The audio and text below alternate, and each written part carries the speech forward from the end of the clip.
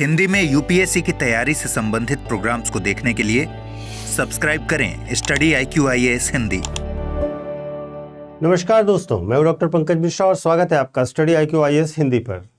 दोस्तों, Bombay high court ने एक बड़ा फैसला दिया है कि आप भारत रत्न या पद्म पुरस्कार यानी कि पद्मश्री, पद्म भूषण या पद्म विभूषण को अपने नाम के सफिक्स या प्रीफिक्स के तौर पर इस्तेमाल नहीं कर सकते। यानी कि नाम के आगे और नाम के पीछे भारत रत्न, पद्मश्री, पद्म भूषण या पद्म विभूषण जैसी टाइटल्स को आप इस्तेमाल नहीं कर सकते।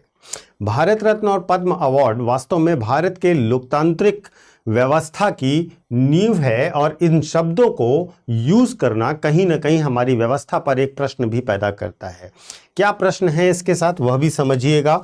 वास्तव में जो लोग हैं वे कर क्या रहे हैं। लोग फेसबुक के बायो में, लेटर हेड्स पर, होर्डिंग्स में पद्मश्री, पद्म भूषण या भारत रत्न जैसे नामों को प्रमुखता से प्रदर्शित कर रहे थे।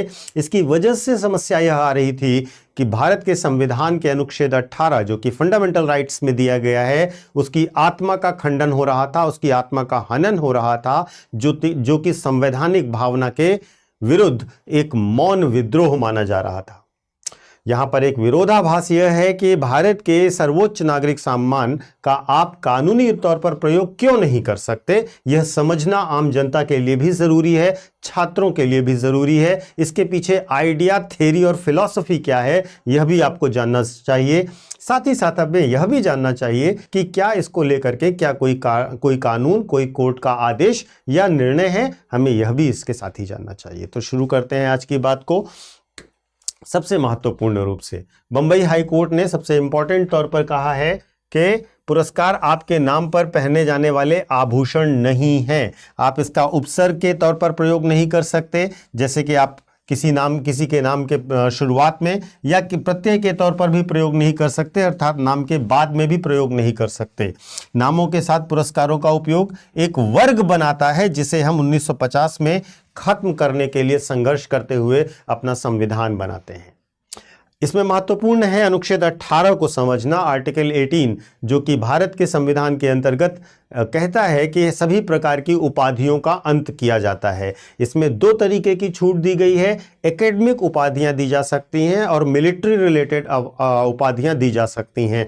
जैसे आप अपने नाम के सामने अगर आपने इंजीनियरिंग करी है तो इंजीनियर लगा सकते हैं, मेडिकल में MBBS किया है तो डॉक्टर लगा सकते हैं, सेना में है तो मेजर, कर्नल, ब्रिगेडियर जैसी उपाधियों का प्रयोग आप नाम के पहले कर सकते हैं। लेकिन अन्य किसी भी उपाधि को राज्य नहीं देगा, केवल इन दो उपाधियों को ही दे सकता है। और उपाधियों को पूरी तरीके से समाप्त किया गया अनुच्छेद 18 के अंतर्गत, क्योंकि उपाधि के महत्व रूप से आप समझिएगा तो यह विशेष और सामान्य के तौर पर पूरे समाज को विभाजित कर देते हैं। देखिए, उपाधियों का अंत क्यों किया गया। उपाधियों का अंत इसलिए किया गया कि भारत ने अपने स्वतंत्रता संघर्ष में बहुत महत्वपूर्ण रूप से उपनिवेशवाद के दौरान उपाधियों के अंतराल को समझा, उपाधियों के कारणों को समझा, उपाधियों के इंटीग्रिटी को समझा, उपाधि क्यों दी जाती थी यह समझा। देखिए, ब्रिटिश युग में कई सारी उपाधियां दी जाती थी, जैसे राय बहादुर, खान बहादुर, सर। और ये सब किस लिए दी जाती थी? ये दी जाती थी फूट डालो और राज करो की नीति के अंतर्गत। यानी कि समाज में एक लॉयल वर्ग को अलग तरीके की उपाधि दे करके उसे समाज में विशिष्ट बना दिया जाता था। जन सामान्य, उपाधि प्राप्त वर्ग और शासक वर्ग, इस प्रकार से क्राइटेरिया बनाए जाते थे। महत्वपूर्ण क्या था? महत्वपूर्ण था इसमें योग्यता की पहचान नहीं हो रही थी, केवल वफादार अभिजात वर्ग का निर्माण किया जा रहा था। जब संविधान निर्माण होने लगा तो संवैधानिक बहस के दौरान डॉक्टर अंबेडकर और JB कृपलानी जैसे स्वतंत्रता संग्राम सेनानियों ने स्वतंत्र भारत में नए अभिजात वर्ग को रोकने के उद्देश्य से अनुच्छेद 18 को इंसर्ट करवाया भारत के संविधान में, जो कि उपाधियों का पूर्णतः अंत करता है। और इसका परिणाम क्या हुआ कि भारत सरकार ने यह निर्णय लिया कि वो किसी भी प्रकार की उपाधि नहीं देगी संविधान के अंतर्गत। लेकिन बाद में भारत रत्न और पद्म पुरस्कार जैसे पुरस्कार शुरू किए गए। ध्यान रखिएगा, ये पुरस्कार हैं, ये उपाधियां नहीं हैं। हमें समझना होगा पुरस्कार और उपाधि के बीच की उस छोटी सी डीप रेखा को जो अंतर पैदा करती है। देखिए, जो उपाधि होती है 1954 में ये उपाधियां शुरू की गई थी, ये पुरस्कार शुरू किए गए थे। उपाधि आपकी स्थिति को दर्शाती है, जैसे राजा, महाराजा, सर, खान बहादुर।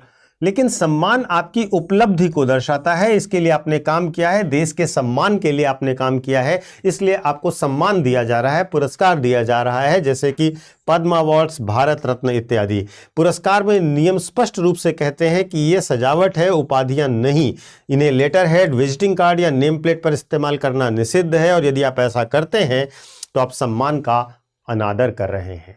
न्याय के तौर पर देखें तो पद्म पुरस्कार को लेकर के और पुरस्कारों को लेकर के कोर्ट में मुकदमा भी हुआ। 1995 का एक बहुत लैंडमार्क जजमेंट है, बालाजी राघवन केस 1995 का, जिसमें सुप्रीम कोर्ट ने पद्म अवार्ड्स और भारत रत्न को वैध माना था, क्योंकि वो लोकतांत्रिक सद्गुणों को बढ़ावा देते हैं, देश के लिए कार्यों और देश के सम्मान के लिए किए गए सेक्रीफाइस को पहचान देते हैं। लेकिन साथ ही साथ सुप्रीम कोर्ट ने कहा कि इसका दुरुपयोग नहीं होना चाहिए। दुरुपयोग किस प्रकार से होगा? यदि कोई व्यक्ति इन पुरस्कारों को अपने नाम के साथ लगाता है तो सम्मान वापस ले लिया जाना चाहिए, इस प्रकार का निर्देश भी दिया गया। देखिए, लोकतंत्र में सम्मान एक जिम्मेदारी होती है, एक विशेषाधिकार नहीं होता, एक प्रिविलेज नहीं होता। आपको जो सम्मान दिया गया है वो समाज के प्रति आपकी एक जिम्मेदारी का भाव पैदा करता है, और यहीं से शुरू होता है जो आइडिया है उपाधि का वह।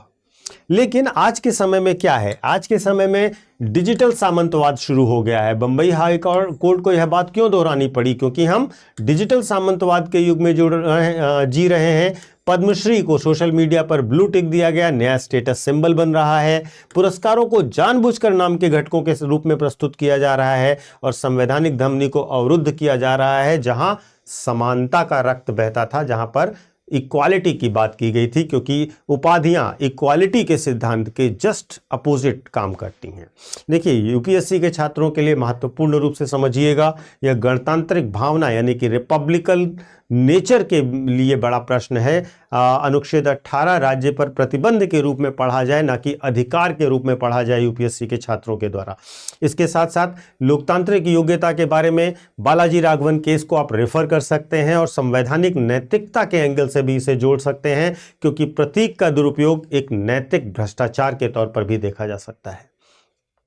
संविधान की सबसे खास बात यह है, संविधान का सौंदर्य यह है कि इसमें नहीं दिया गया है कि हमने यह क्या किया है, लेकिन महत्वपूर्ण यह है कि हम क्या बनने से रुकना चाहते हैं, हम अपने देश को क्या बनाने से रोकना चाहते हैं, यह स्पष्ट कर रहा है अनुच्छेद 18। अनुच्छेद 18 में उपाधियों को बैन करके एक प्रकार से कम नागरिक या द्वितीय दर्जे के नागरिक और अपर दर्जे के नागरिक के अंतराल को खत्म किया गया है। तो अनुच्छेद 18 की स्पिरिट एक समान समाज की स्थापना करना है, वो उस भेदभाव को समाप्त करना है। यहाँ पर ध्यान रखिएगा कि अगर आप किसी के नाम के आगे पद लगा देखें तो समझें यह पद से जुड़ाव है, पुरस्कार के लिए सम्मान नहीं है, और प्रत्येक नागरिक पहले से ही भारत में समान है। इक्वालिटी बिफोर लॉ की यह भावना हमारे यहाँ मेंटेन की गई है। इसके साथ साथ अगर आप हमारे साथ जुड़ते हैं तो एक बहुत बड़ा अनाउंसमेंट है उन बच्चों के लिए जो बच्चे यूपीएससी की तैयारी कर रहे हैं। यूपीएससी की तैयारी करने वाले सभी छात्रों के लिए एक बड़ा अनाउंसमेंट है कि आज यानी कि 27 दिसंबर तक हमारा P2I बैच यानी कि प्रतिज्ञा प्लस बैच की 50% ऑफ की सेल चल रही है। इस सेल में आप मैक्सिमम डिस्काउंट ले सकते हैं, पूरे साल का सबसे बड़ा डिस्काउंट ले सकते हैं। आधी फीस माफ हो रही है पूरे कोर्स के साथ।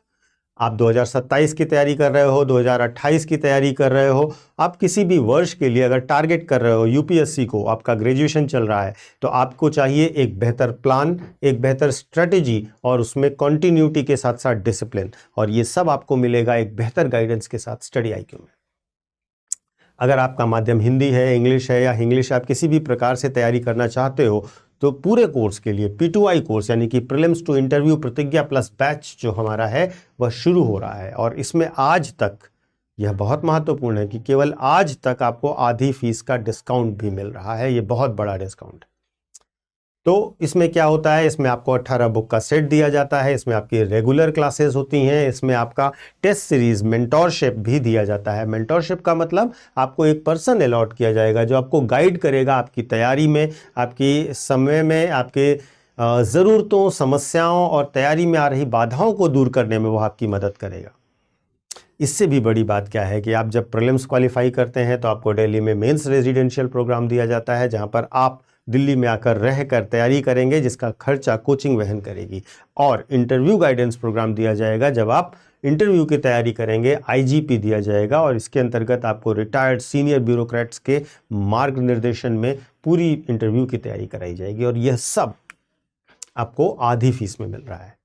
तो एक बार इस कोर्स को डिटेल में देखिए, डिस्क्रिप्शन बॉक्स में इसके लिंक दिए गए हैं, एक बार विजिट कीजिए। आपका जो भी 26, 27 या 28 जो भी टारगेट ईयर है उस पर जाकर के देखिए, और साथ ही साथ उस पूरे ब्रोशर को पढ़ने के साथ साथ आप हमारी डेमो क्लासेस भी देखिए।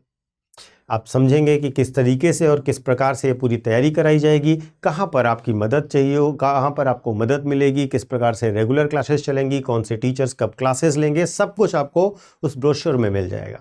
तो एक बार उसको देख लीजिए, उसके बाद इसे ज्वाइन कीजिए, क्योंकि समय केवल आज तक का है। तो जल्दी कीजिए, यह मौका नहीं छूटना चाहिए, क्योंकि इससे बड़ा डिस्काउंट नहीं मिल सकता। Thank you so much. Hindi में यूपीएससी की तैयारी से संबंधित प्रोग्राम्स को देखने के लिए सब्सक्राइब करें स्टडी IQ IAS हिंदी।